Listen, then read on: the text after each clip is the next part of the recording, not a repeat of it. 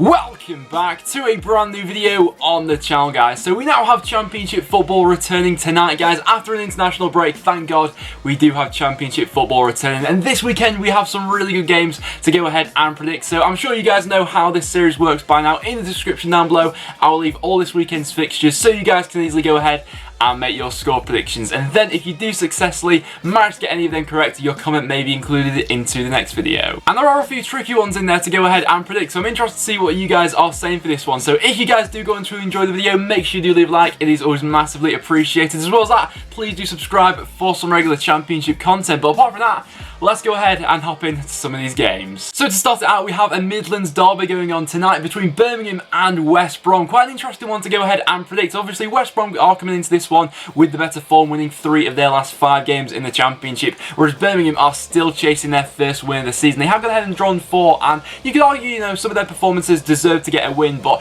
looking at their last performance against QPR, they sort of seem to throw everything they built out the window. You know, they were playing very direct in that game, and going forward didn't really offer much of a threat. I'd like to see Birmingham in this game play through the midfield, get it out wide, and then they really can hurt this West Brom defence, because one thing I've not been overly convinced by from watching West Brom so far has been their defence. They've looked a bit shaky. Sam Johnson has had his moments, but I don't feel like he's completely settled into that number 1 role at West Brom so far. However, going forward, West Brom are a completely different story. They've been terrific so far. Dwight Gale in fantastic form, scored 2 goals in his previous game. Matty Phillips and Harvey Barnes from the wings, and Jay Rodriguez as well. If Birmingham aren't tight at the back, then West Brom really could punish them in this one. And with Lee Camp in there, I know he did keep a clean sheet in his last game, but he never really fills me with confidence. For a prediction for this game, I'm going to back West Brom for a 2-1 away victory. I feel like it'll be quite a feisty encounter, but I'll say 2-1 West Brom. Thief is going to say 2-1 Birmingham. Up next, we then see Bolton going up against QPR. Quite an interesting one, this. I feel like it could really go either way. QPR have picked up a little bit of form in the Championship recently. They're unbeaten in their last 2 games,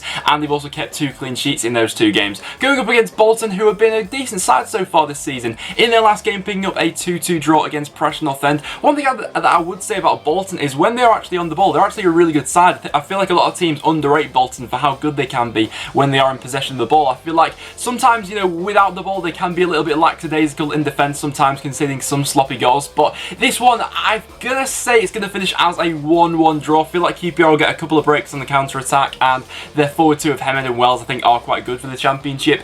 I'll say 1-1, and FIFA is going to agree with me. Then we got Brentford going up against Wigan Athletic. I think that this game has the potential to be one of the best games of the weekend, actually. I feel like it will be quite an end-to-end game. Both sides, when they are on top form, have players to go ahead and hurt each other, and both attacks have looked fairly sharp so far this season. Brentford will, of course, be bolstered by the return of Neil Maupay, their main striker, coming back from a 3-game suspension. That will definitely be a player who we're going to need to keep tabs on. You know, his movement inside the box, he's looked very sharp with his finishing so far, and has scored a couple of bangers for Brentford so far this season. Going up against Wigan Athletic, like I said, similar to Brentford, really going forward on their day can be a terrific side to watch. And the battle of the midfield will be a very interesting one for this game, and will probably determine who comes out of it on top. Brentford like to play with their one-touch football quite quick around the side. If Wigan can go ahead and stop that and try to play on the counter-attack, they could get something from this game. But I feel like quite a few goals will be scored, so I'll go ahead and say this game will finish as a 3-2 home victory for Brentford, whereas FIFA's saying it'll be 1-0 Wigan. And another really interesting encounter this weekend, we see Bristol City going up against Sheffield United. 2 sides going up against each other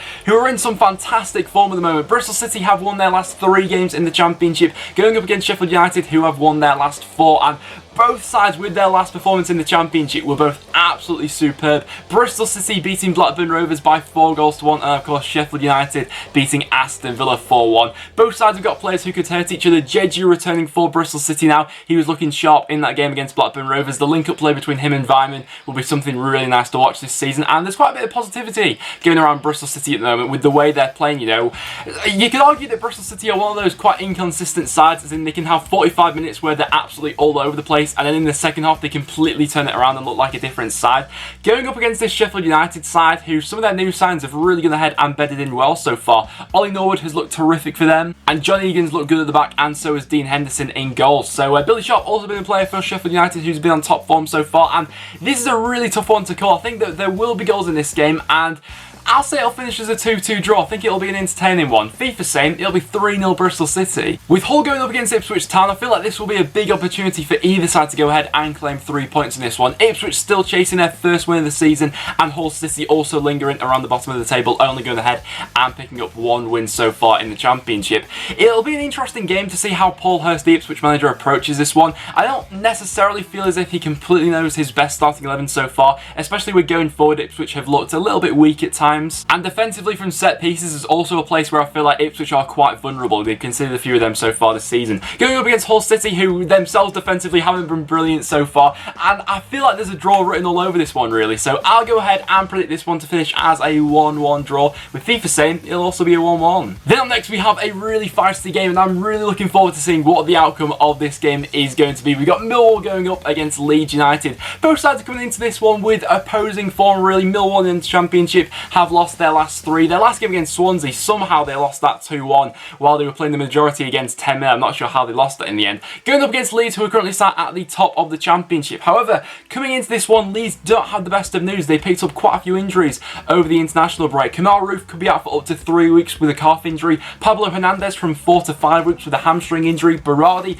up to 3 weeks with a knee injury. And also Patrick Bamford could be out for 4 months with a knee injury. So the injury crisis at Leeds United isn't looking brilliant for them. And you know, when we saw Leeds put out their second team against my team Preston in the Cup, some of their players weren't really looking up to par with their first team and what they've gone ahead and showed so far. So this will be an interesting one to see how Marcelo Bielsa actually approaches this game. I'm interested to see what lineup he actually goes. And Leeds fans, let me know down below, how do you think these injuries will go ahead and affect your season? I feel like the 2 you'll miss most will be Kamal Roof and Pablo Hernandez. And even though Millwall haven't had the best start to the season, the Den will be an absolute sellout for this one. The Millwall players will be looking to get straight into Leeds, not letting them to get on the front foot and press them going forward. And I'm actually going to go ahead and back Millwall for a 2-1 home victory. I think last season they did do the double over Leeds, if I remember correctly, and I feel like with the injuries that have accumulated on Leeds, they're coming into this one with a bit of a disadvantage. So I'll say 2-1 Millwall, and FIFA is going to agree with me. I'm very interested to see what you guys are saying for this one. Next up we then see Norwich going up against Middlesbrough. I still feel as if the Norwich fans aren't completely sold on Daniel Farke. It's still a little bit up in the air as to whether a lot of Norwich fans think he is the right man to go ahead and lead them forward. And with them only going ahead and picking up 5 points so far this season, it's not exactly been a dazzling start to the season for them.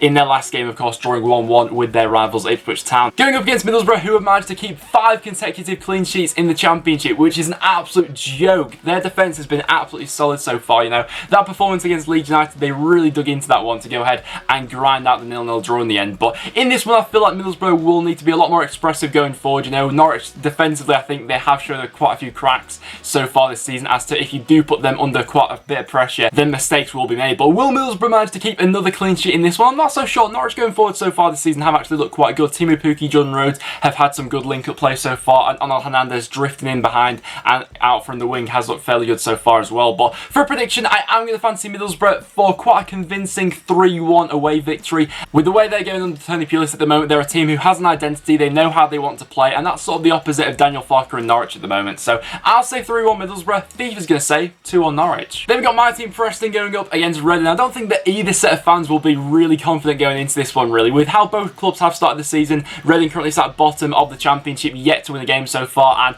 Preston, you know, we've not started brilliantly either. And with some of the injuries that Preston have picked up recently, and with the suspensions we have got going into this game, both Ryan Ledson and Ben Pearson will be out for this game, and possibly Alan Brown. He had to come back from international duty with, I think, a calf injury. So we are in a bit of a mess going into this one because we literally have no defensive midfielders, so I'm not sure how Alex Neil is going to set up for this game without one. Both clubs will be hoping that over the international break they'll be able to sort out some things and they'll be a bit better going forward now into this season, but I'm actually going to go and say that this game will finish as a goalless draw. I genuinely have that gut feeling that not much will happen in this game. It'll be quite a scrappy game which is bogged down in the midfield, and clear-cut chances maybe at a premium for this one. I feel like Reading may come here and sit quite deep at Deepdale, and with our strike force, you know, Nemecha and Louis Malt yet to score a goal so far this season, I'm not overly confident that we'll be able to break past a deep block in defence but that Reading may put up. So for this one, I'll go ahead and predict a 0-0 draw. FIFA saying it'll be a 1-1 draw. Then we got Rotherham United going up against Derby County. Derby have picked up quite a bit of form in the Championship recently, winning their last 3 games. Not all of them performances have been, you know, completely convincing, you know,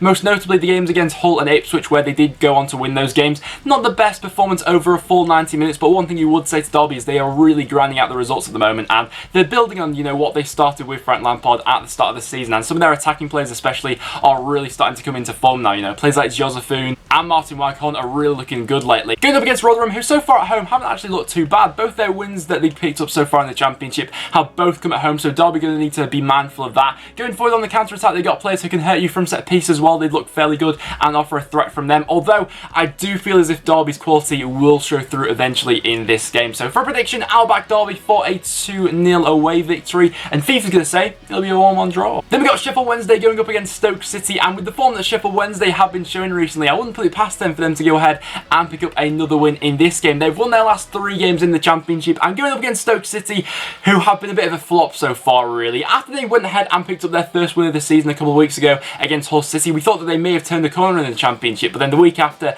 they went and lost 2-1 away at West Brom. So going up against Sheffield Wednesday, not going to be an easy one with how they're playing at the moment, and with the players going forward that Sheffield Wednesday have, who are all in top form at the moment. Going up against this Stoke defence, who have looked very fragile so far. You know, I thought Stoke might be quite a resilient side under Gary Rowett. You know, defensively his teams are normally quite strong, but there's been some silly individual mistakes made, and I still feel as if there's not really that team dynamic at Stoke, which I expected them, you know, to have after they were relegated. It still very much seems like 11 individuals trying to play towards different things. So for a prediction for this one, I feel like Sheffield Wednesday will have the better team dynamic and probably will be better organised. So for that reason, I'm going to back Sheffield Wednesday for a 2-1 home victory, with FIFA saying it'll be 2-0 Stoke.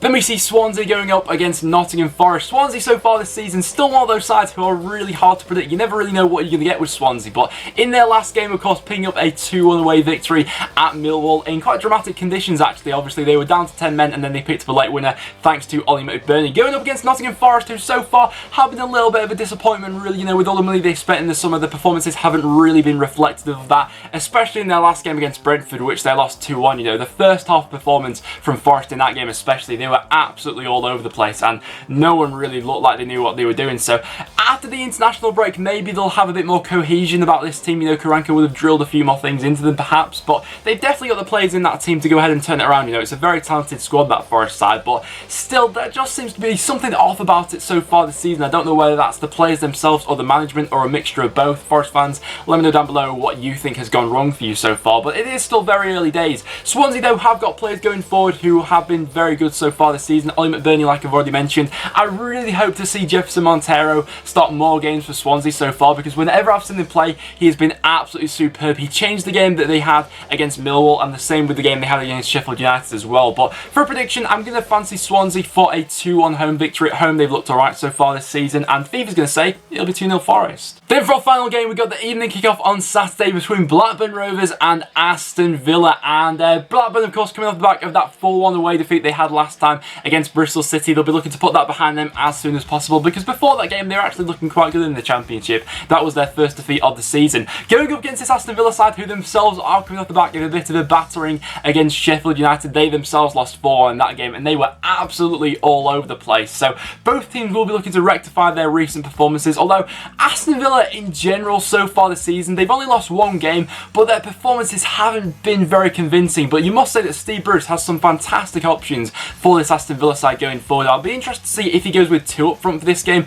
with both Tammy Abraham and Jonathan Kodjia, or whether he sticks with 1 up front and decides to play one of them on the wing, or he drops one of them. It's quite an interesting dilemma there. Also got Yannick Bolasie coming into this Aston Villa squad. Now, there really is no excuse for Steve Bruce not to be getting this Aston Villa side promoted. Going up against this Blackburn side, who I believe that Bradley Dack should be returning from injury for this game. That will be a massive boost for them. You know, defensively, Blackburn were looking quite fragile against Bristol City. They'll look to shore up that in this game, and I feel like quite a few goals could be scored in this one. I feel like it'll be an entertaining game, and I'm going to back it to finish as a 2-2 draw. It's definitely a game to keep your eye on over the weekend, but I'll say 2-2. FIFA's going to say it'll be 2-1 Villa. Well guys, there you have it. There are my Championship score predictions for what I think is going to happen this week in the Championship. Do you guys agree with me? Let me know down below. Also get your score predictions in the comments down below for a chance to be involved into the next video. But guys, I will now wrap it up for this video, so if you did go in to enjoy, make sure you leave a like. It is always massively appreciated. As well as that, make sure you do subscribe for some regular Championship content. But apart from that, thank you so much for watching, and I'll see you all in the next one.